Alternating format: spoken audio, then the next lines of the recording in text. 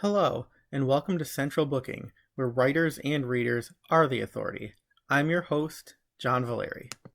Today on Central Booking, it's Christmas, Crime, and Cats with Connecticut's own P. Anne Burgh.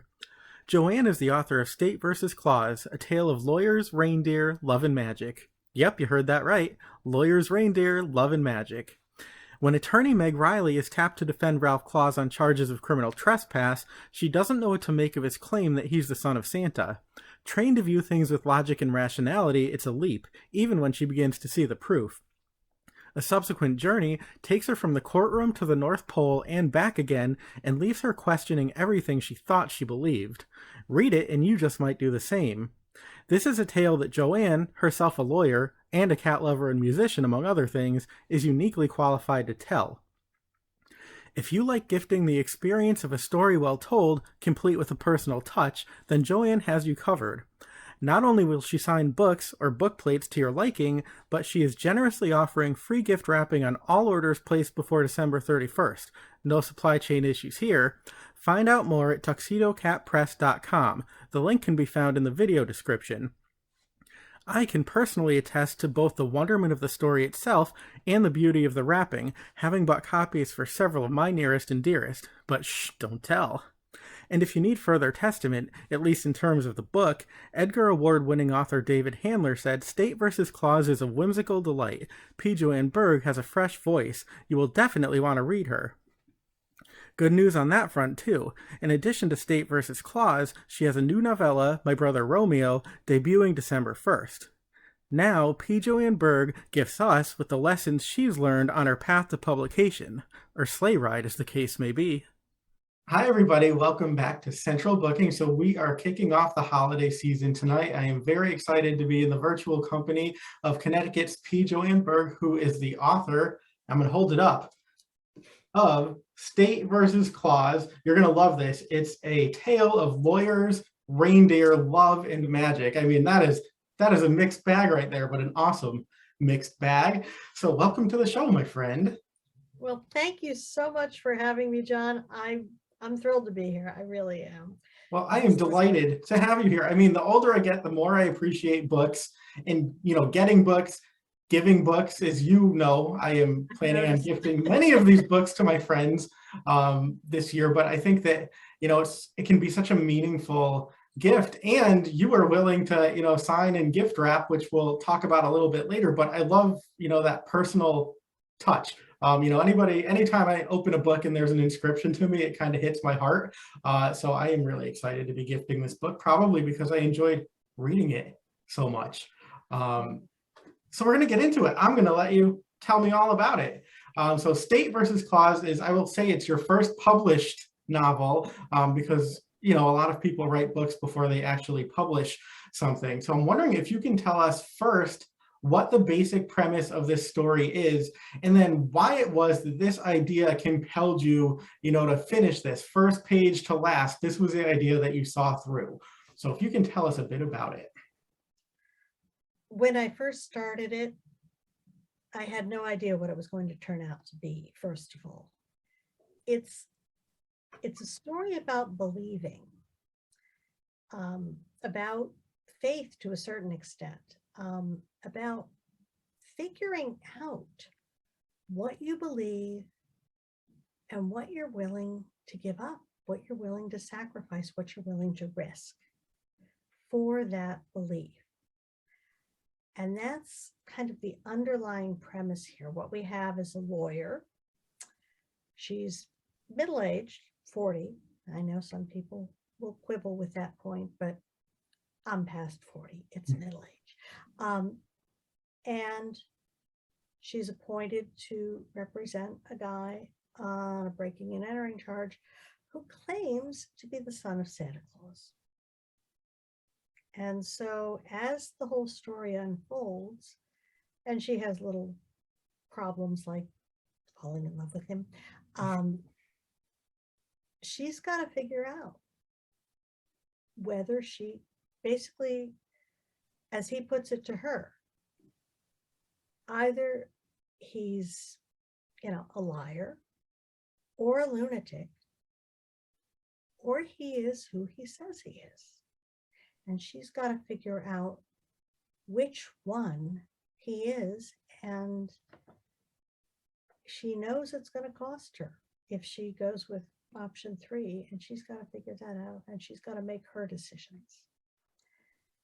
So that's the underlying premise. This came out of, to a certain extent, it came out of a Christmas special I saw eons ago, where it was one of those classic, woman meets guy who says he's Santa, and then usually at the end of those, woman goes off with Santa and lives happily ever after at the North Pole. But in this case, the woman who had a career, a life, how dare she, says to him when he's assuming she's going to do that, she says, but what about my life? And that was kind of the jumping off point, because Meg, the narrator in State versus Claus, has been practicing law for 15 years. She has a life, she has a home, she has cats, she has friends, she has a world here. To go with this man, albeit, someone she's fallen in love with, assuming he's right, assuming he's telling the truth, that's going to cost her everything. And so one of the questions that she has to deal with is, if I believe him, what does that mean to my world, my life? It's quite the hook. Well, and so that was the inspiration. And now, as we'll talk about it later, I guess the sequel coming on is sort of how this unfolds. This first book is how she even gets to the place of having to address that decision. But she's going to have to figure this out. Is he worth it? Is loving him worth the sacrifice? And what other options do present themselves? It's a big question. Yeah. That's part of what's making this sequel challenging to write. Of course. All these big questions. All right, so I'm going to ask you a little bit more about Meg, because you've given us a bit of her background, but she is a lawyer, something a little something about, a defense attorney. So I'm wondering if you can tell us how her training in the law influences her perspective, the perspective through which she views Ralph's contention that he really is the son of Santa, because lawyers are trained to see things in a way that many of us might not. Well, I've been practicing law a lot longer than Meg had. One of the things to bear in mind is there are varying levels of skepticism among lawyers. I don't know if you remember on the TV show House, the doctor and his position, everybody lies. Yeah. Some lawyers subscribe to this, others are, shall we say, a little less cynical. But we're all trained that the real question isn't so much what is the truth, but what can I prove? Because when a client sits there and says, oh, but I really believe this, and it's like, that's nice, how can I prove it? And so we're used to dealing with evidence. Sometimes it's going to be somebody's statement, sometimes it's going to be objective evidence, the bloody shirt, the smoking gun, the whatever it is, the crack in the sidewalk that they fell over, and so we know it was there, we know there was a flaw. And we deal with the objective, the reality, that which can be proven. And part of Meg's problem is that Ralph's contentions do not square with this. She is going to have to deal with his defense is, I was in that house because I was delivering presents because I'm the son of Santa Claus. Oh yeah, that's going to sell to a jury. And ultimately, she's got to do it. She's got to try to sell that to a jury. So it's, how can I put this? Lawyers live in a very evidence-based world. So when there isn't evidence, we frequently have a hard time. And that's a big part of Meg's situation, is not just the issue of belief, but the issue of, does she believe what she's seeing in some cases? Does she believe what she's hearing? If she believes it, is that enough evidence to sell it to a jury and to sell it to herself? I love it. And I love too that this book, I mean, it's a Christmas story, but it is also part legal thriller. I mean, how often do you get that? Like that is not common, let me tell you. For a fan of legal thrillers and Christmas stories, you don't often see them meshed into the same book. So I was reading this and I love that. And I also love that, despite the fact that there's reindeer and magic and all of this stuff, it's also very much grounded in realism. So I thought we could expand on that a little, because it's not a cozy Christmas story. There are elements of that to it, but along with the charming, there's a really sort of healthy dose of skepticism. So I'm wondering if you can tell us how you endeavored to achieve a balance between the two, and in what ways this might be representative of our own collective struggles, to believe in what we may not be able to see. And you, I think, mentioned a bit of that when you were talking about Meg, because she is struggling with what or what not to believe based on evidence. And I think many of us are like that. And so how do you mix, the light and the dark, the cozy with the quirky, the optimism with the skepticism, because it's sort of all here in this book? Thank you. That's just a lovely, lovely compliment. I really appreciate it, because as you're talking about that, the author who's coming to my mind is Madeleine L'Engle, who did it so brilliantly with her books. She was the one who made the comment, and I can't tell you where she did it, that essentially faith picks up where the concrete leaves off, that the faith is about the mystery of it. And that's part of what happens. This is by no means a mystery as that term is traditionally used. First of all, thank God there's no dead bodies. But by the same token, the whole idea, it is a balance, I think, in real life. I think to a certain extent, there are a lot of things we all believe. And then, there becomes the question of, but how much of it really, if we really had to go to the mat, could we say this is 100% evidence-based? I mean, sure, we all believe in gravity because, we drop things and they fall, and, it's just like, boom, it falls. Hello, gravity. But by the same token, we live in a world now where so many people are discounting evidence-based conclusions. Not trying to get into anything specific, but you hear authorities and experts saying, based on the evidence, A is true, and yet there are a lot of people who just say, I don't buy it.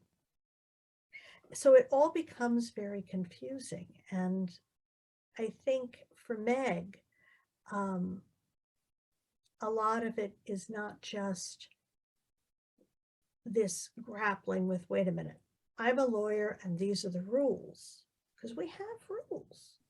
We have rules of procedure. We have, all these principles they teach us in law school. We have all these,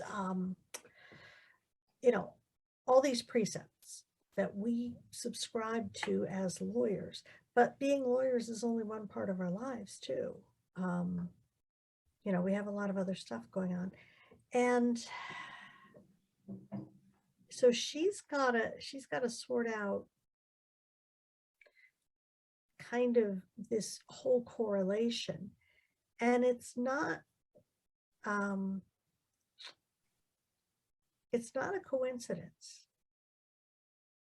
not to give too much away, that as she's struggling, one of the things she remembers back to is something that was spoken by her priest back when she was going to church. I mean, she's kind of blown that off. She's explained, she explains in the book why it is that she stopped going. But still, when the moment comes, she's back to this issue of the mystery, the faith, the belief, and the idea that you choose, that it is a choice. Rachel Held Evans, whose work I adore, she has written, or had written, she passed a couple of years ago, on issues of faith and her faith journey, her struggle. And she used to say, on the days when I believe, and then we'll talk about whatever, because the fact that a person chooses to believe doesn't necessarily mean it's all over and done with and, great, we've got the stamp of approval on that, life goes on. It's more complicated than that, I think. And that's part of what I've explored with Meg is, in a specific setting, the law and love and Santa Claus. In the end, what does she believe and why? That's the biggest, that I think that's the fulcrum, as it were. That's what, and I think that's what a lot of us end up having to figure out at one point or another. When we were kids, we might have believed in Santa Claus. And then there came a day when we decided we didn't, for whatever reason. I mean, I honestly don't know when I stopped believing or why. Life just jades us, doesn't it? Yeah, what do you mean, stop believing? I suppose theoretically I could be wrong in not believing. Theoretically, you could. I mean, do I have any more evidence that Santa doesn't believe than that he did? Or that Santa doesn't exist than that he did? No. So who knows? It could be. But, it just doesn't happen to be a thing I felt the need to really pursue. Sure. And, maybe if he did, so maybe he doesn't, maybe it's not like the poem, as Ralph's younger brother Mitch says. The poem was made up, right? So we're not, that was Clement Moore making stuff up, boys and girls. I'm sorry, spoiler alert, Clement Moore made it up. So, why not look beyond and say, okay, fine. Or we watch, Tim Allen and the Santa Claus. I love those movies, by the way. But is that what the North Pole looks like? Is that how they make all this stuff? You watch Rudolph, and they're all sitting there tapping their little hammers on these little wooden trains. When was the last time you met a kid who wanted a little wooden train for Christmas? Come on. Santa I haven't met a little kid who wanted something other than, a gadget with a screen, and I don't even know how long, but I digress. Yeah, no, but it's not really, because part of it becomes the whole idea, when you're doing the world building, assuming that the world I built for Ralph, for Santa, assuming, that could have some merit. We were talking about this before. It's got to be logical. It's got to be rational. It's got to make sense. It's got to have interior rules that work. Sure. So you know what, let me ask you about that when we're having this discussion, because, I was going to ask you, there is a point in the story where Meg and her best friend, they have occasion to actually go to the North Pole and do a little research. And so there is some whimsy, when you get to the North Pole, and it is both what you expect the North Pole to be and not, because again, it's grounded in realism and logic and rationalism as much as the North Pole can be. So can you tell us, about the North Pole as an actual setting it apart in this book, and what readers, will enjoy that may be expected, but also, what you created to sort of reflect that more logical world that you were just talking about. Well, one of the things that I think everybody expects is that the North Pole actually is located at the North Pole-ish. Somewhere up. Yeah, well, yeah.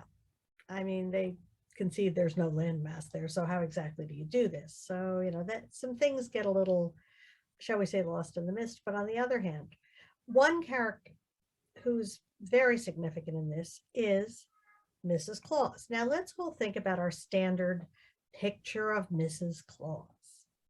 Tell me your picture of Mrs. Claus. Well, usually she's a bit older and jolly and maybe a bit round, and very deferential and sweet and loving and a bit magical. I feel like she should have like fairy dust, except it's like confectioner's sugar or something. Yeah, yeah. See, the thing is, at least at the North Pole, as I know it, they don't have time for this. They are making toys that have to go all over the world. These are busy people. And Mrs. Claus, as Ralph puts it, she's got the heart and soul of a CEO, and thank God she does. She is running a business. She's, this little trim woman, and she raised 5 sons, and she's running this place because Santa is about the essence, the incredible spirit of Santa. She is about getting the supplies, getting things organized, keeping an eye on the control center on Christmas Eve to make sure that you're here and you're there and everybody's where they need to be. And so when Ralph gets himself in this little bit of trouble down in Connecticut, because, what can I say? It's a troublesome place sometimes.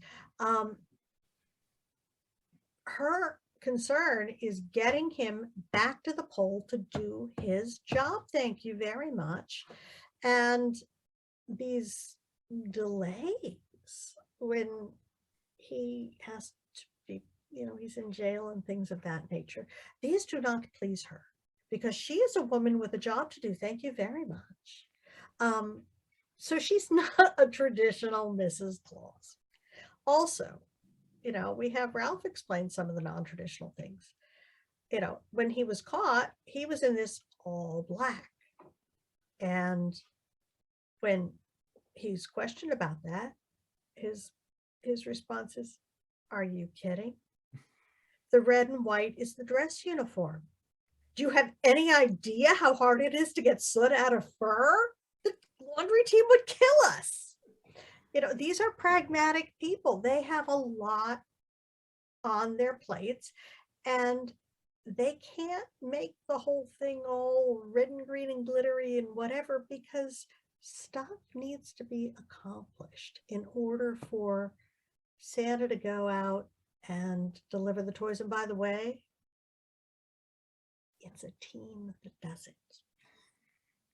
Spoiler alert. It's a big world, for heaven's sweet sake. And Santa does the specials where he does show up in the red suit, but the rest of the stuff that has to get out. And so it's Ralph and it's his brothers, and there's always a second on the sleigh. Sorry, I shouldn't have given that part away perhaps, but there always is, because you can't just have one guy on a sleigh. There's, somebody's got to keep track of the reindeer while somebody else is getting out delivering. So it becomes much more, I don't want to go so far as to say it's a business, but in a lot of ways, that's how they have to run it in order to get done what needs to be done. Sure. And I think you hit it sort of on the head when you were talking about capturing the essence, because, there's an essence of truth and then there's a literal truth. And I think that, Santa may not be exactly what we are accustomed to seeing Santa as, or Mrs. Claus, or the North Pole, but it sort of accomplishes the same purposes, albeit in different ways and with different machinations. but the essence of that truth is still there. And I think that's one of the most fun things about this book, is to realize that things are different, but they are also the same. And you mentioned actually that much of this book takes place in Connecticut because, of course, poor Ralph, gets stuck here while he's being imprisoned, incarcerated, put on trial. And we're both from Connecticut, and a lot of people who probably will read this book are as well. So can you just tell us really quickly about, some of the places that people might, recognize in the book? Because there are real places, real restaurants. Even I found myself reading saying, oh yeah, I've had a meal at, a diner. Oh yeah. Well, in all fairness, I changed names for the most part. I don't think anything kept its own name. For instance, there's a Japanese restaurant, which in reality is one here in Glastonbury. The diner, obviously you recognize, that's down on the Rocky Hill Wethersfield line. South Pine Street is actually pretty close to being Oak Street in Hartford, except that if you look up South Pine, you don't see the Capitol. You'd have to be one block over. So there's a certain amount of sort of reworking geography because it's fiction and I can. And I actually had a teacher some years ago who's another area writer, Susan Schoenberger, and she had done the same thing with her first book. So I decided, okay, if she can do it, I can do it. But if you went to Oak Street in Hartford, you would see a lot of these Victorian houses that have been changed into law offices because one block over are all the courthouses. Well, look at that essence of truth versus literal truth. It was so vividly depicted. I don't even think I picked up on the fact that you took some creative license, but it's probably good that you did. I used to have a friend, and she wrote mysteries set in and around Connecticut, and she would always include restaurants in them. And she found that she would include the real name, and inevitably she would write a book, the restaurant would be mentioned, and then it would close, and it happened like 3 or 4 times. So she stopped writing about them. I was hoping you were going to say that she would use the name of the restaurant, and in gratitude, they would give her a free meal or something. I was going to say, if I thought that would have worked, I would have done it. And then I would have gone over to, I would have gone over here to Sakura Garden and said, hey, Christina, look, you're in the book. I could really use some sushi. Yeah, well, sometimes it goes the other way, unfortunately. Yeah, well, all the more reason to make stuff up.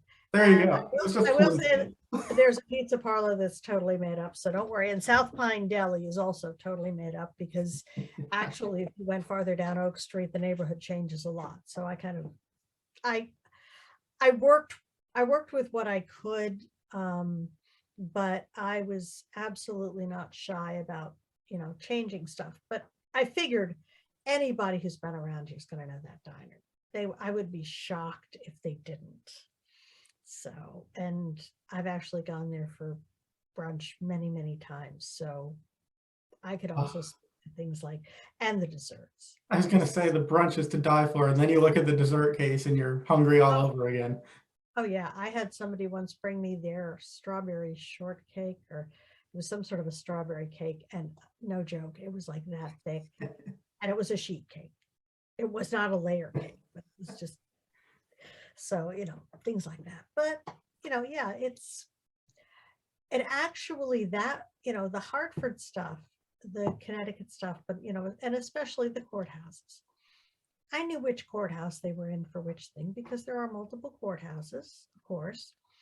There's the civil one, there's the criminal one, there's the family one, there's the housing court. And that part, I wasn't trying to be 100%, but that's the stuff. You practice law in this town long enough, you can do it like the back of your hand. Probably the easiest part of this book to write was the trials and the courtroom scenes and the trials, just because, I've read so many transcripts over the years. I've been in the courtrooms, I've read the transcripts, I know the rhythm of them and how they play and what happens, and that I could do that was a snap. Creating the pole was probably the hardest part, because that was completely starting from scratch. It was fun to do, but I was just constantly thinking, did I get it right? Until I finally had to practically smack myself upside the head and say, there is no right with something like this. As long as it makes sense, as long as you set the rules and they are what they are and you adhere to them. And that, I think, for world building is a huge piece of it. And it's not necessarily that you have to know every single detail, but whatever you do set as the parameters, you have to stick to. Because if you don't, you're going to end up with a situation where people aren't going to know what to believe. And the whole point is that you're telling them, no, this is plausible. This particular set of, ways to live, and this particular geography and this particular everything, this is plausible. This is real. Sure. So, whether it's Connecticut, with its land of steady habits. And by the way, there is no foster correctional. I made that one up. There are a bunch of prisons if you go up to Granby, up that way. There are a bunch of prisons, but I made up my particular prison precisely because there was a limit to what I was able to find out. And I didn't want to try to describe something real and be wrong. It's easier in that case to just make it up. Sure. We've already got Northern, we've already got, all these others up there, not to mention all the other ones around, Osborne's here and Cheshire's here and, whatever. We've got plenty of prisons in the state. Who's going to notice one more? There you go. But it's so funny, people think that writing fiction is easy, and as we hear, it really is not. There are so many things that you have to consider to make it believable and realistic to the reader, despite the fact that it is essentially fiction. Yeah, I think, and I could very well be wrong about this, but having written a complete boatload of briefs in my time where everything had to be evidence-based, I think fiction in some ways is harder, because when you're writing something that is evidence-based, this is what came into evidence. There was this document, this document, this document, there was this testimony, that testimony, and the other testimony. And that's it, kids. You play the cards you're dealt. This is the world that you're stuck with. It's almost easier because you don't have to worry about, well, is this going to be plausible? The judge said it was credible. The judge said it wasn't credible. Okay, we go from there. It's one of the things I've always liked. I do a lot of appeals, and working with other lawyers on appeals. And one of the things I like is that you've got that closed universe. There's nothing outside of it. And I think it makes it a lot easier to do. Whereas fiction is the exact opposite of a closed universe. Literally anything can happen, but once you commit to A, then B has to be a certain thing. So it's just kind of a matter of, you have to pick this and follow it down to its logical conclusion. Does that make sense? It absolutely does. I find writing fiction very challenging, and I think part of that is because I tend to be really indecisive unless it's something I feel very, very strongly about. And if I am presented with a whole world of opportunity, it is very hard for me to limit it. So I can really appreciate that. Whereas if something happened, it happened. I already know the story. I just have to figure out how best to tell it. But it's there. It's like having an outline already, laid down. Okay, so I would be remiss if I didn't mention cats. I have to ask you about cats because you and Meg both share a fondness for our feline friends, and that's very much celebrated throughout this book. So tell us about that. Well, I happen to think it's impossible to have a home without cats. That's just me, and I'm pretty sure there's going to be at least one or two people watching this who may disagree. But They didn't tell us. We'll disagree. Well, let's see. Meg's cats are sort of a synthesis of some of mine. I live with five, none of whom have graced us with their presence this evening. But Meg's, let's see, Lulu, Meg's little black foundling, is a variation on three cats I had. One was completely black, and the other two are tuxedos, and so they're black, and those are black and white. So that was Lulu, and Lulu, by the way, is my Olivia's one of her nicknames. And Olivia is the editor-in-chief of Tuxedo Cat Press, so it was only appropriate that she have a character named after her. And then Harry and David, are also, versions of my cats. But, to me, the cats are an enormously important part of the story, because that's part of what reveals who Meg is, that she's got, she's rescued Lulu. Lulu's living in her office, and, she's got the boys, Harry and David, and they are her family, and she's happy with this. She isn't interested in, having children and all that. She's happy living in this world where, she's got the cats, and that's how it goes. And frankly, I totally get that. I can appreciate that too. I mean, the cats are the children of our household, and we know a lot of cat lovers in this house, including my mom's doctor, who is wonderful. And the only reason I mention that is because we've been doing a lot of online shopping this year. And just today, the ornament that my mom is going to give to her doctor arrived, and it's a bunch of cats sitting on a couch, and it says "Home is where the cats are." And I'm like, a lot of people, I think, will relate to that. I have a friend who gave me a sign with that slogan on it a few years ago for Christmas.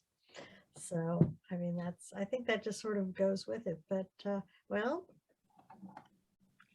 one of the magnets above my desk, someone gave me a set of black cat magnets, because I've had several black cats in my life. Although I do also have a whole manner of stuff in this office. Let's see if I can do that without dropping it. Yes. Oh, that's great. Yes, I found this at a craft fair while I was working on the book. So I figured it was important enough. So that's also over my desk, but there are several of the cat magnets around. It's kind of perfect. Perfect. Did not mean that.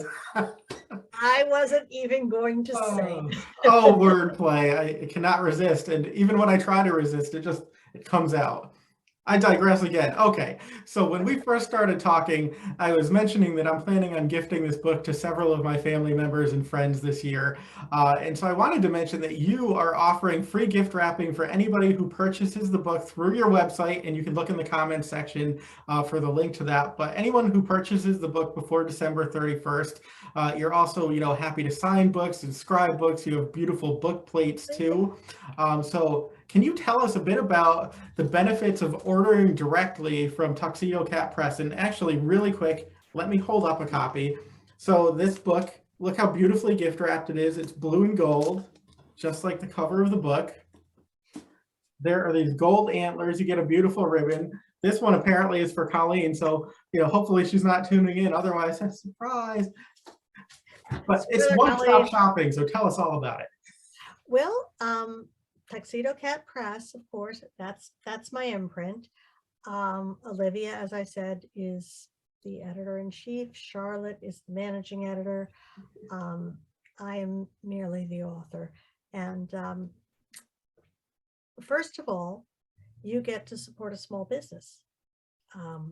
And as you know, Small Business Saturday is coming up on the 27th. So you get to shop local, you get to support a small business, and we don't have the supply chain issues, because I got a whole bunch of I've got 3 boxes of books over here. All you need to do is go to tuxedocatpress.com, and there's a page there that tells you if you look at the menu at the top, buy directly from Tuxedo Cat Press and get free gift wrap. And because I just put it all out there, and it tells you exactly what to do, where to send your email, how many copies you want, how you'd like them inscribed if you want it, to Colleen, and what you'd like it to say, whether you want it as a book plate or signed right on the page. Different people like different things. I'm flexible. And then, Hallmark this year just did me proud with that wrapping paper, the blue wrapping paper with the gold antlers. I could not have asked for anything better. And so I kind of cleaned them out of the paper store here in town, which means I have plenty. Happy to do, if you want to do your one-stop shopping, you want to email me and do this, say, this is what I want. What I'll do is I'll wrap them up, I'll weigh them, I'll figure out the postage, and I will send you a PayPal invoice. And then all you have to do, you pay the PayPal invoice, and I will ship these things out. I generally do media mail because it's least expensive. If you want some other shipping method, we can work that out. It's very flexible here because it's not like I have to say, oh no, I don't have an account there. I don't have an account anywhere, so it's easy. I'll just whatever you like. And I guarantee you, for instance, that if you want to send it FedEx, if you wanted to go UPS, we can work this out. So that's easy enough. But as I said, if you do it this way, this is the only way, by the way, that signed on the page is an option, unless you want to come in a couple of weeks. Riverbend Bookshop here in Glastonbury is having a holiday market, and I'm going to be signing at 2:00 that day. But short of that, if you want to have signed on the page, buying from Tuxedo Cat Press is the only way to do it. Now, if you buy from somebody else and you still want a signed book, what you can do is go to Tuxedo Cat Press for the page about signed book plates and send me your information, and I will send you a free signed book plate. And I don't know if I mentioned, there's also no charge for the gift wrap. So Tuxedo Cat Press doesn't charge for the gift wrap. You know who does charge for the gift wrap? A certain great big online retailer named after a South American river. Oh, just saying. It's free at Tuxedo Cat Press, but it's not there. that is very true. And you have options for everybody, which I love. And, if you do get the actual books shipped to your house, they literally will land on your doorstep, gift wrapped, tagged. I mean, it couldn't be easier, and they just look gorgeous. It's far better wrapping, than I could do. And I have to ask you real quick too. So for people who actually prefer, to read an ebook versus a physical book, there actually is a Kobo promotion coming up that this book is included in, if you wanted to mention that briefly. That is absolutely true. Thank you, because I had totally spaced on this. Yeah, Kobo, and a lot of people in the US aren't familiar with Kobo. I'm not really sure why that is, but I will say that some of the, like for instance, RJ Julia down in Madison, Connecticut, if you went to their website and you said you wanted to buy the ebook of State versus Claus, oh, look at that, I moved that, I'm sorry. You wanted to buy the ebook of State versus Claus, they would sell it, it would be through Kobo. Kobo is based in Canada, has a lot of the international market to it, but I don't know why it's not a big deal. But anyway, but this works for, as I understand it, for everybody. If it doesn't, let me know and I will make it right for you. December 8th through the 24th or 25th, they are running a promo and they are discounting the ebook to $3.99. So you will get the ebook and you'll be able to read it on your whatever device pleases you. And it'll, that'll be that. Now, obviously, I can't sign your tablet. But you know what? If you still want a book plate, go to Tuxedo Cat Press, fill out the little form. I'll send you a book plate. Do what you want with it. That's right. You can slap it right there on your e-reader. You could stick it on your e-reader. You can put it with a magnet on your refrigerator, whatever pleases you. That's okay. I just love the fact that, you want to read the book and maybe you like it, and that would be great. I would love it if you did, and you did. That's cool. So that's out there.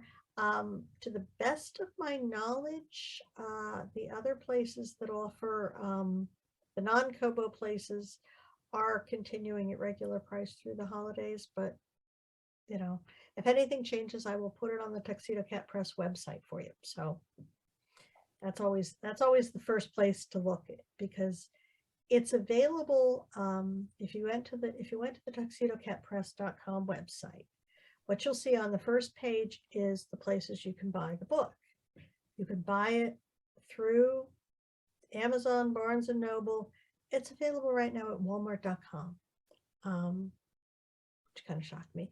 And I just found that out one day. They don't tell you, they just kind of throw it in there as an option. A lot of indie bookstores offer it. You would have to, you would go to their website, you would order it through their website, and then they would order it and send it to you. So you can buy it through independent bookstores all over the country. I know, I think Parnassus, which is Ann Patchett's store down in Nashville, I believe. I may be misremembering, but I'm pretty sure they've got it, again, as something that they would order and send to you. But again, signed on the page as if you order directly from Tuxedo Cat Press. Why wouldn't you? Or if you come to Riverbend and come to Riverbend at 2:00 on December 11th, and I'll write on right there. You can buy it at this store. You can, I can sign it for you. So if you're like me and you just love the author signed books, I just adore those. So if you're like me, or if your friends are and you want to give them something special for Christmas that they're not going to get from, some of the big online retailers, these are options. And I would encourage people. I have nothing against the big online retailers. They've kept a lot of people afloat over the last year and a half. But I'm still at heart support small business, shop local, keep those folks afloat.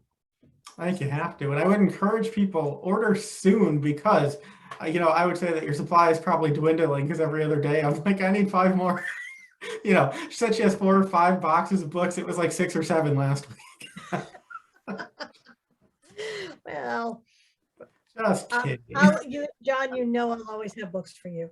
I appreciate One way or another, I will make that work. Oh my gosh, I appreciate that. So I have to ask you too. So we've mentioned Tuxedo Cat Press a couple of times now, and that is, your own imprint. And I'm wondering if you can tell us about that, just because, sometimes people think of small imprints or self-publishing, and they have certain perceptions about the kind of product that they might get. But I mean, this book is gorgeous. The cover is stunning. The editing is terrific. The formatting is really, really wonderful. And you would have to go out of your way to know that this is a book from a small little imprint. So for people who are looking into trying to get into that kind of publishing, what guidance or advice would you give to them to really achieve a beautiful product like yours? 2 words: use professionals. I am not an artist. Anybody who's ever seen my stick figures knows that.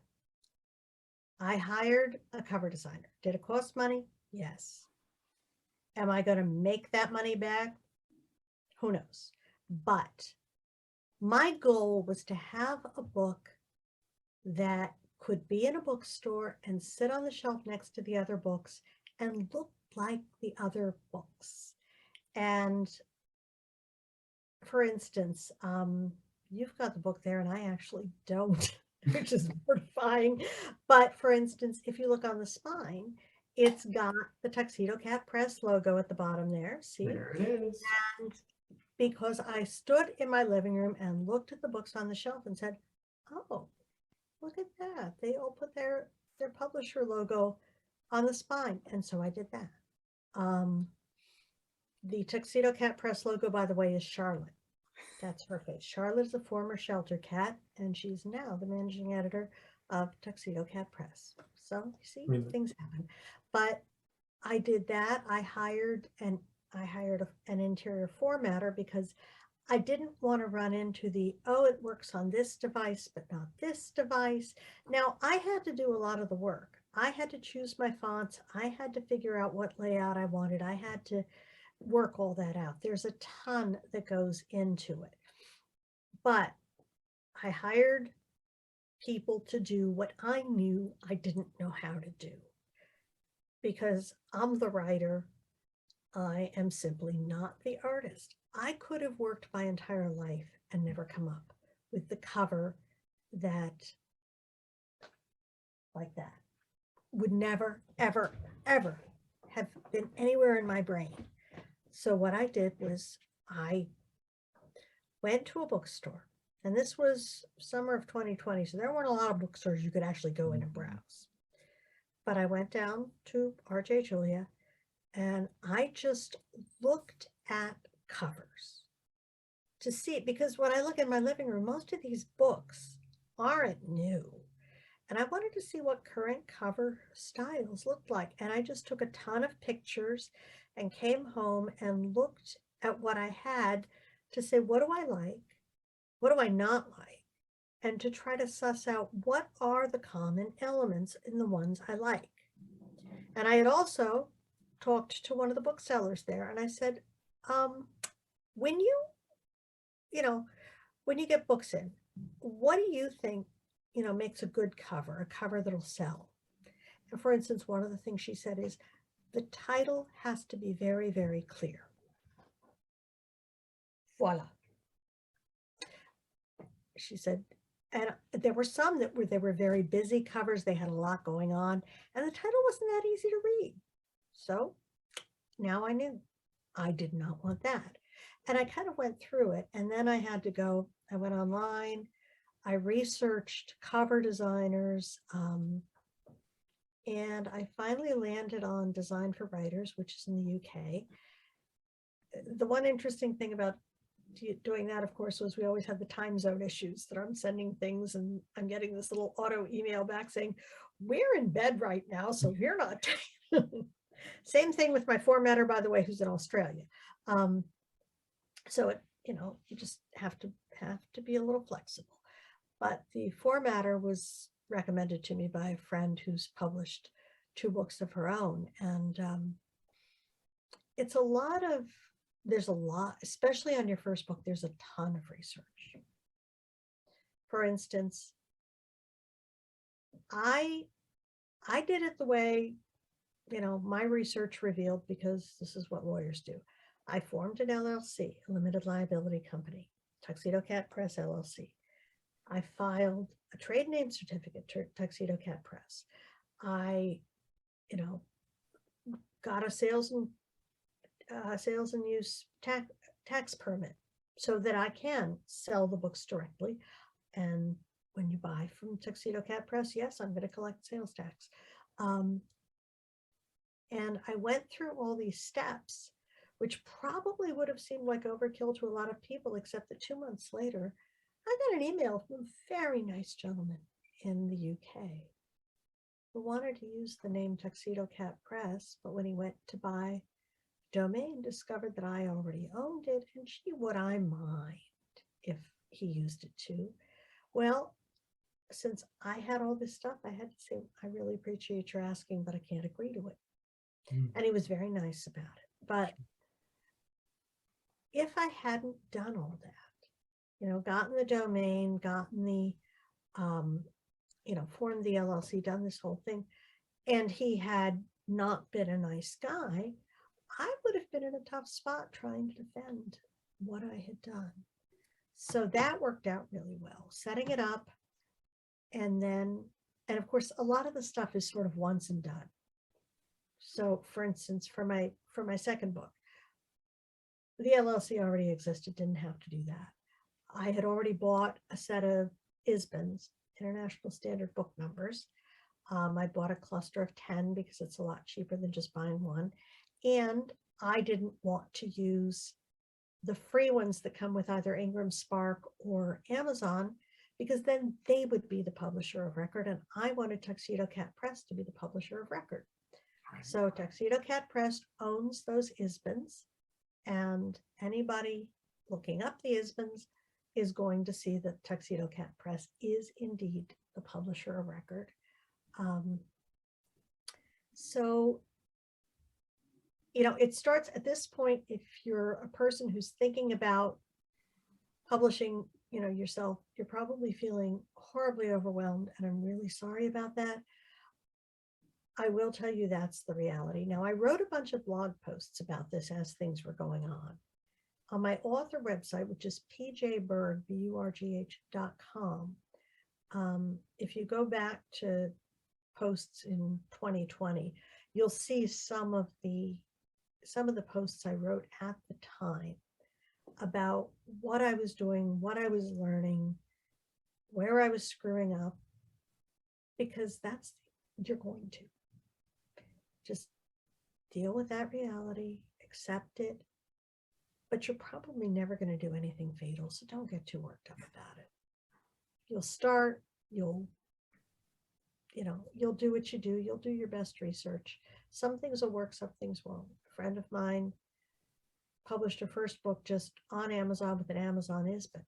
And then when she did her second book, that was when she decided to form an imprint. So now she's got to try to work out how to get her first book over so that it's published by the imprint. So, but she's going to do it. I mean, there's a way to do it. It's fatal. She's going to figure this out. But it's very much, it's feasible to do. And I mean, I'm happy to help if there's anything I can do. If you go to pjburgh.com, there's a contact page. If you've got questions about how to do this, shoot me an email. I am not an expert, but I am happy to share whatever I've learned with you. It's not legal advice. It's just plain old garden variety. Hi, this is what worked for me. This is where I screwed up. Don't do what I did. Kind of. Sure. Well, that's very nice. I am more than happy to help out anybody who's thinking about this, because I originally thought I was going to traditionally publish. That was kind of the plan. I wanted the imprimatur. I wanted the approval of a traditional publisher. And I did the agent search. I did the whole 9 yards. And I kept getting these really generic, oh, it's not a great fit for us, but publishing is so subjective, so keep trying. There's a limit to how many times you can read that nonsense. It's old fast. Oh, totally. But one day I was on Twitter and I saw this agent who was posted this everybody should cut their prologues. She seemed to have very strong opinions, and I thought, this is somebody who'll tell me the truth. Is the problem that my book just isn't good enough? So I sent it to her. And if I could remember her name, I'd tell you, because she did me the biggest favor of my life. She wrote back and she said, the writing's good. Here's the problem. It is seasonally limited and it's long. And I think for those reasons, it would be a very tough sell. Then she said, but if you have anything else, please query me. So I knew she really meant it when she said she liked the writing. But it dawned on me, this was simply a business decision. She wasn't taking it. It wasn't about liking it, not liking it, good, not good. It was a business decision. And I thought, okay, so I can either keep going down this road, knowing that from a business perspective, the chances that anybody's going to buy it are fairly slim, or I can do it myself. And if I were, and I started to do the math and said, if I got an agent today, by the time I got through the whole agent process and, did their edits, and then it was ready to go out, that would probably be close to a year. Then sending it out to publishers, they can take months and months and months to get back to you, and they'll send them out, like, oh, we sent out our first round and it didn't sell, we'll send out a second. This could take 2 years before somebody bought it, assuming they did. And as we now know, business decision. And then They'd have their whole process. I mean, it could take another 3 or 4 years Right. before my book would exist as a book. And there were no guarantees. I thought, I don't have this kind of time. Right. And that's, I think, something people forget sometimes is traditional publishing is a very slow process, or it can be, but you did your due diligence. And if people do their due diligence and they put in a little bit of money and a little bit of time, they get out something beautiful like this.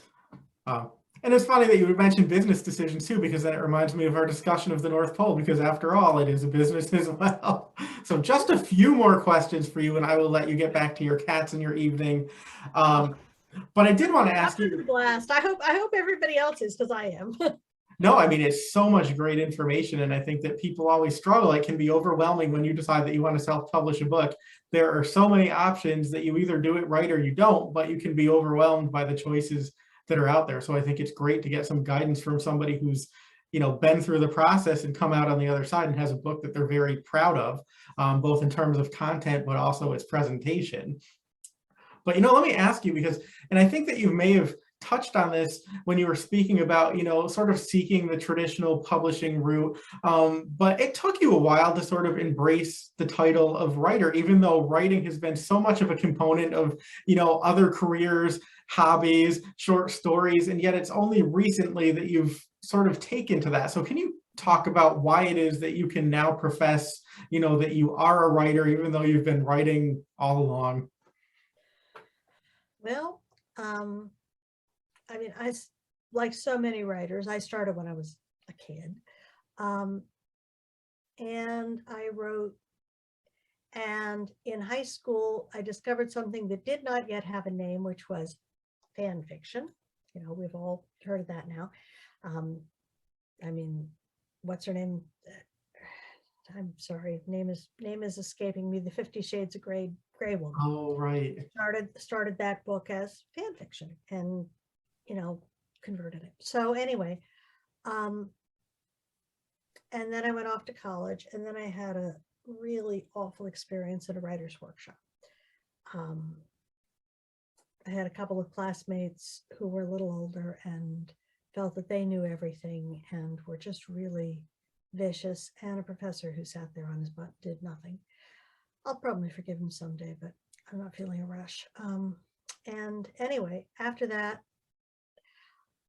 I taught, I did other things. I didn't write fiction again, didn't even try for 25 years, which kills me now that I wasted all that time. Absolutely kills me, but you do what you do. And I started again in my mid-40s because the high school fan fiction experience, I found, a fan site, and I started reading some of the stories there, and I expected them, frankly, to be dreadful because, reputation, and some of them really weren't. Some of them were quite good. And I finally got in touch with this one writer who was very, very good. And we struck up a correspondence, and she said, I said, would you be willing to read something I wrote? And she was, enormously complimentary and said, do you have anything else? And she said, that's how I really liked it. I want to read more. And so for several years, that was what I did. And I think, just for me, I think that's one of the best ways to learn how to write, is to use somebody else's world, because it's what I describe as the lemon meringue pie approach to writing. Say you've never baked a pie in your life, and you want to make a lemon meringue pie. Well, this is a pretty daunting thing to do. You've got all this stuff. You got to make a crust. You got to make a filling. You got to make a meringue. So you do it one step at a time. You buy the crust, you buy the filling, and you learn to make the meringue. Once you've mastered the meringue, then you still buy the crust, but then you learn to make the filling. And then once you've mastered the meringue and mastered the filling, then you can work on that crust, which I've actually never gotten pie crust really right, but because it's not easy. But by doing it, bit by bit, you can learn the different elements. So when I used somebody else's world, somebody else's characters and setting, it gave me the freedom to work with plotting and pacing and use of language and imagery and foreshadowing and backstory and all sorts of other things, because I didn't have to worry about also making people. Right. Although, I would start to throw in original people in the setting. And so eventually, time passed. And then one summer afternoon, I can still remember this, I was sitting on the back porch. I had a client who had decided he shouldn't have to pay me, which is never good.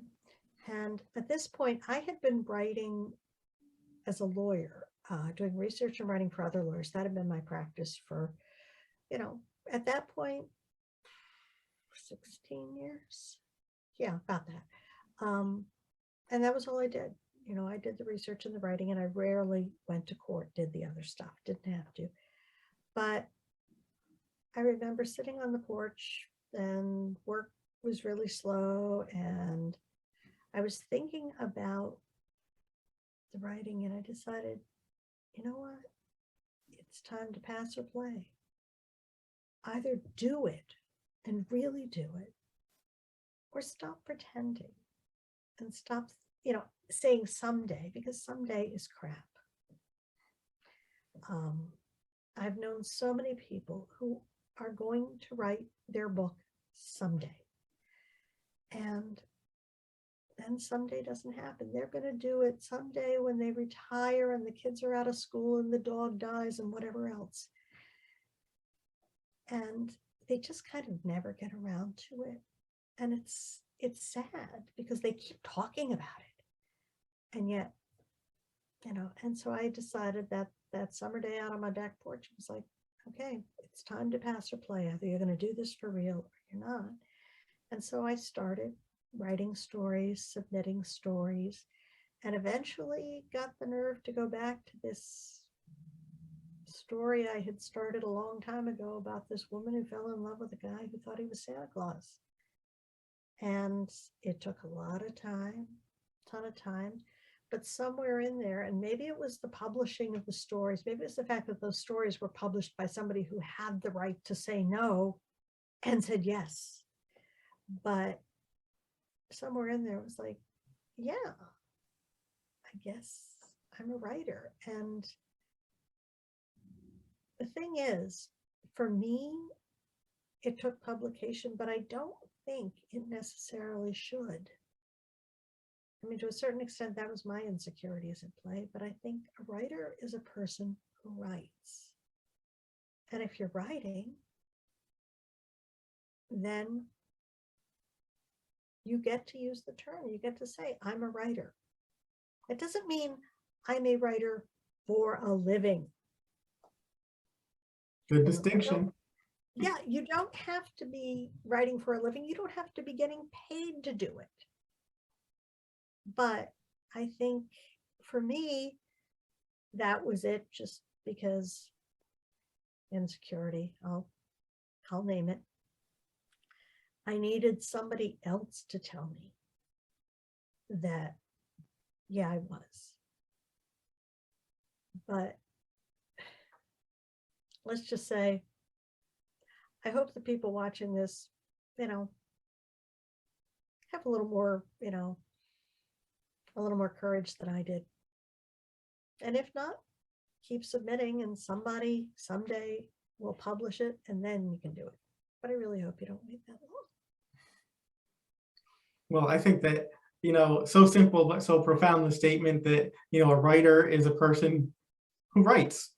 Very, very true. And, I think you probably touched on this. I'm winding down now, but, you gave some, I'll say great counsel, because, you are an attorney. So we won't call it advice, we'll call it counsel. But you It's know, definitely not legal advice. no, it's not legal advice, of course not. But you know, mentioning sort of the lemon meringue pie approach, where you master one thing and then you move on to the next, and you get a little bit bolder as you go through the process. Unlike my approach, which is, you know, the poop pie approach, and then you don't have a book. But is there any other, Yeah. you know, quick specific advice that was either given to you or that you learned throughout the process of doing it that you would offer to other people who are looking to sort of live a more fulfilled life in terms of writing or creativity more broadly? Well, couple of things. Some of them were just sort of general, somebody wrote these down and I found them. Okay, whoops, there it is. Okay. Natalie Goldberg, this is on my refrigerator. If you want to write, write. This is your life. You are responsible for it. You will not live forever. Don't wait. Make the time now, even if it is 10 minutes once a week. This has been on my refrigerator for 15 years. The old refrigerator too, not just the current one. So that's one of them. There's another one that I think I told you about. Anne Lamott has said something similar. She says, oh my God, what if you wake up one day and you're 65 or 75 and you never got your memoir or novel written? And you didn't go swimming in warm pools and oceans all those years because your thighs were jiggly and you had a nice big comfortable tummy, or you were just so strung out on perfectionism and people pleasing that you forgot to have a great big juicy creative life of imagination and radical silliness and staring off into space like when you were a kid. It's going to break your heart. Don't let this happen. And this kind of goes back to a certain extent to what I was saying before about the decision to publish myself. I published State versus Claus when I was 60 years old. My first book, my debut novel, I was 60. I was a debutante at 60. And if I had waited for an agent to accept it and a publisher to accept it and all that, I would likely still be waiting. And for me, the decision was, you don't have all the time in the world. One of these days, because a couple of years earlier, actually it was 3 years earlier, I had said, this book is not going to write itself. If I don't start putting in, and so for a long time, it was an hour a day, every day, that I devoted to writing this book. And that's the pattern I need to get back to once Romeo is out. You actually have to stop and do it, and you have to stop and do it at a time when you might want to do a whole heck of a lot of other things. Because if you don't put in the time and the effort, it will not come to exist. And then you go back through it again and edit, and you go back through it again and edit. And if you're very, very fortunate and you have friends who are writers or English professors and they're willing to edit and comment, that's great. And if not, hire people to do it, because you will not catch all your own typos. Hand to heart, I guarantee you, as God is my witness, you will not catch all your own typos. It ain't going to happen. So it's truth. And you're not going to necessarily see some of the big things, some of the questions that come up. There's a big climactic moment that I'm not going to tell you because I don't want to spoil it, just in case you're going to read the book. And a friend, a writer friend, former English teacher who was reading it said, I'm not sure.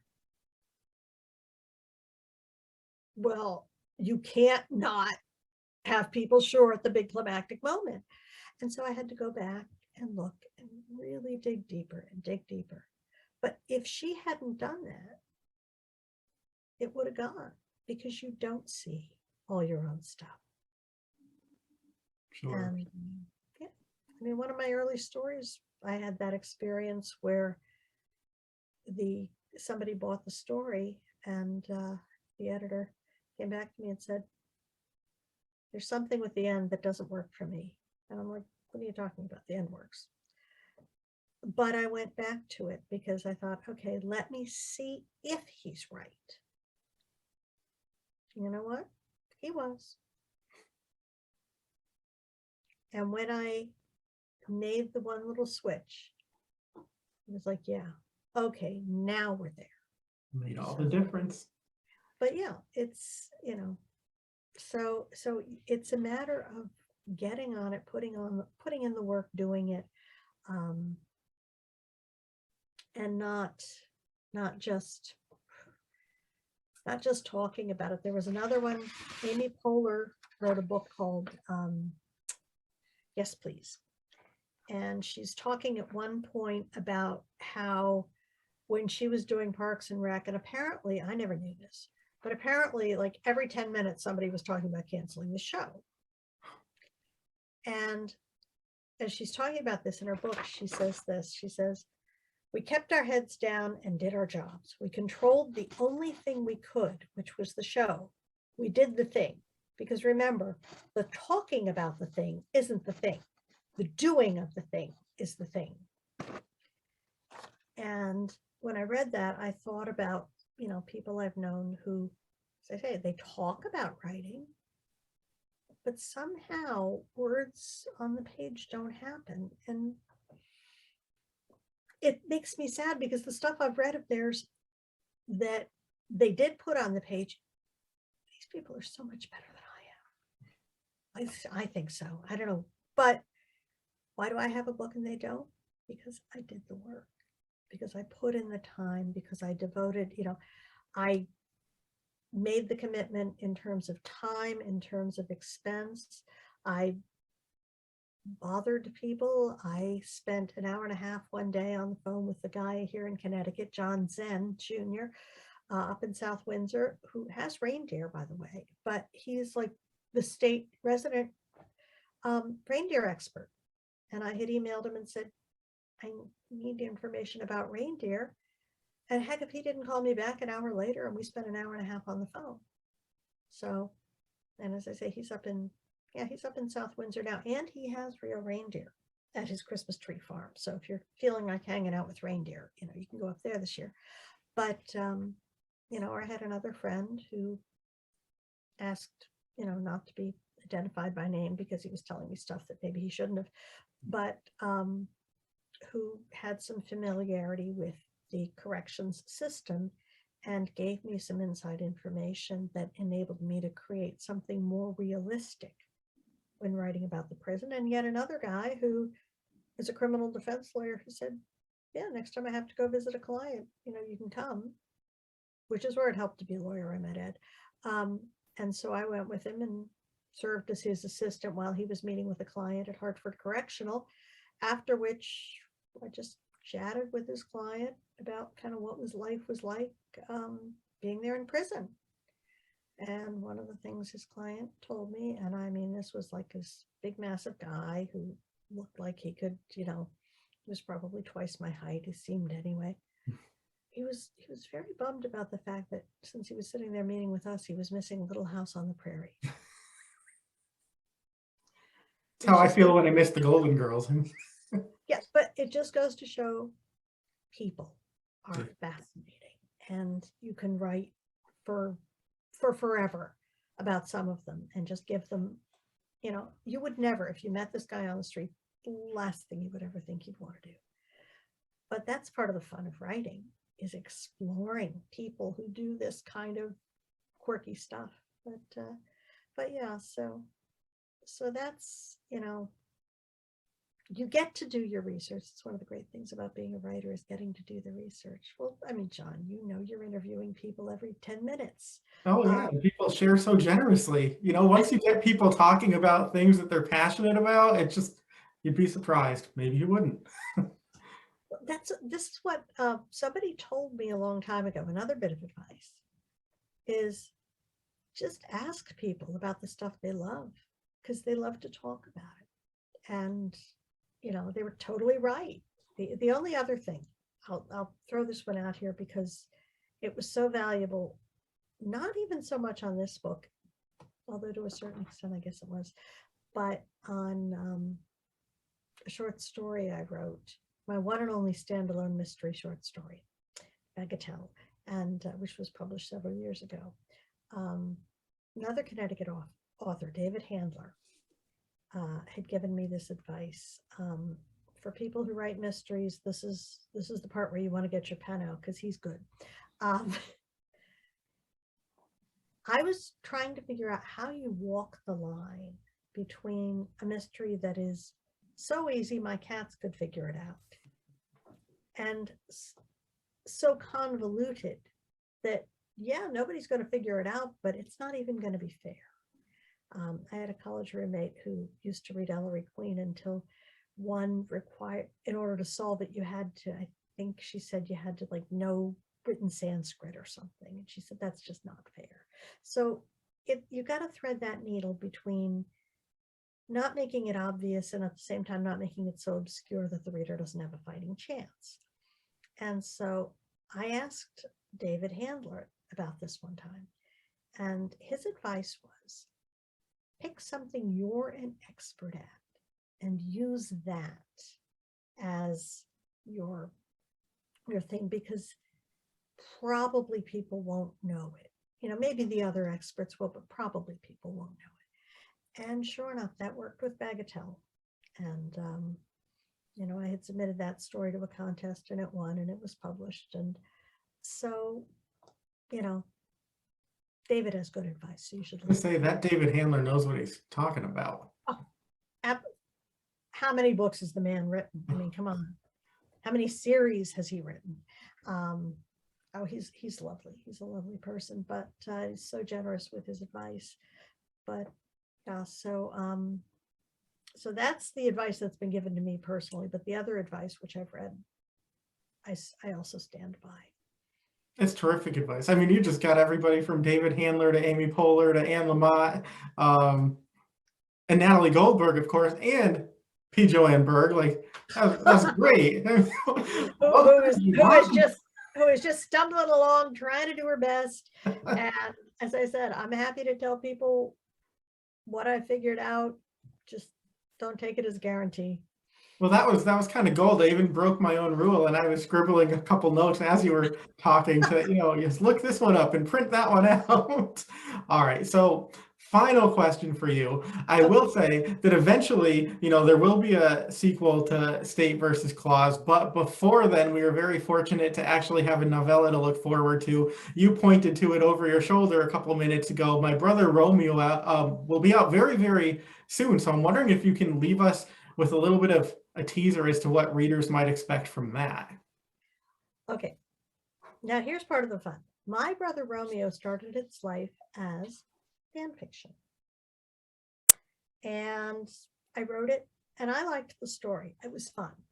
I, you know, just had an idea one day. And it's about a cowboy who directs a community theater production of Romeo and Juliet and finds himself having to cast as Romeo the one person on the face of the earth he really, really, really doesn't want to have to cast, namely his youngest brother. And so it's a lot about the interaction of the brothers against the backdrop of, you've got these people who truly are not, you know, don't know really what they're doing, and trying to work out their brotherly things and put on this play, this Shakespearean tragedy in this small town in 1962 California. So it had its genesis in the fact that I, once upon a blue moon, was an absolutely clueless drama club director at a suburban high school. I'd kind of had to take that on because the rule at that time was all new teachers had to take on an extracurricular activity in order to get tenure, which in retrospect was just such a bad rule, but you know, what are you going to do? What retrospect is for. Well, yeah. Also, they weren't asking me. It was that or the debate club, and I knew this much about drama, I knew this much about debate. So it was the easier of the two, believe it or not. And, so I knew from having been through that, I had worked with the drama club director when I was student teaching. And then I did, 3 shows with, my own drama club. So I had an idea, what was involved. And I, subsequently did some, community theater workshops, stuff like that. But so it was one where I kind of had the basics of how to do it.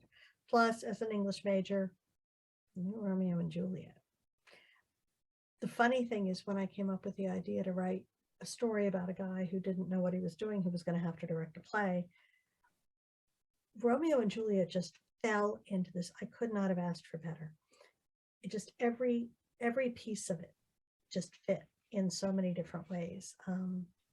So it's lighthearted, it's humorous, it is a quick read. I think if it's 20,000 words, I'd be surprised. It's just, an evening's a quick entertainment of a couple of brothers working out their stuff against the backdrop of a little, community theater Shakespeare production.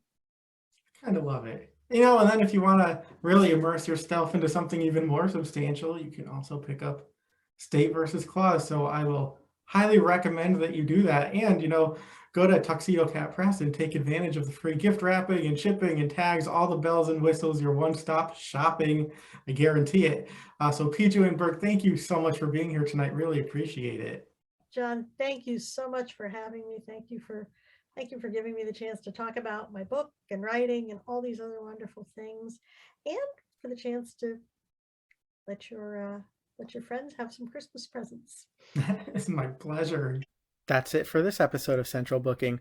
Thanks for watching, and be sure to subscribe to our channel so you don't miss a thing.